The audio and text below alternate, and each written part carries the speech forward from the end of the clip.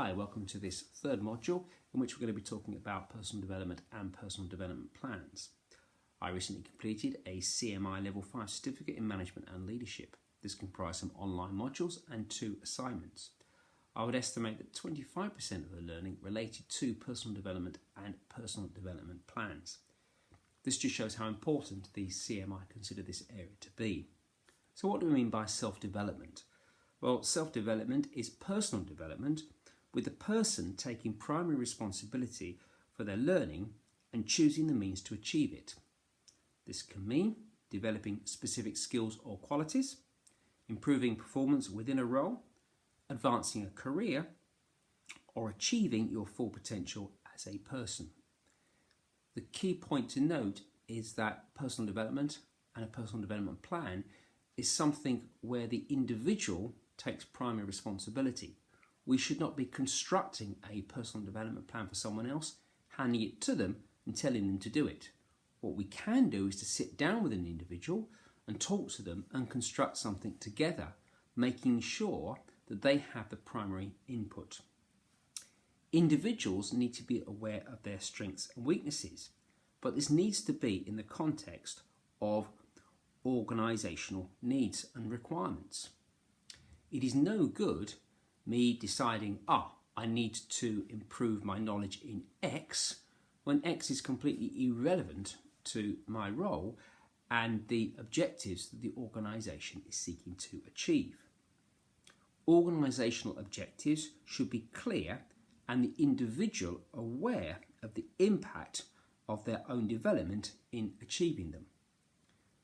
So just reflect for a moment. What are your team's objectives? Can you write them down in your learning log? So I was thinking about my team's objectives and my objectives and how these would link in with the organisation.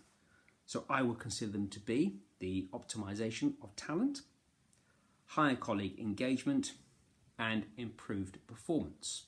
I have checked and these do link in with the wider objectives of Sedgwick UK.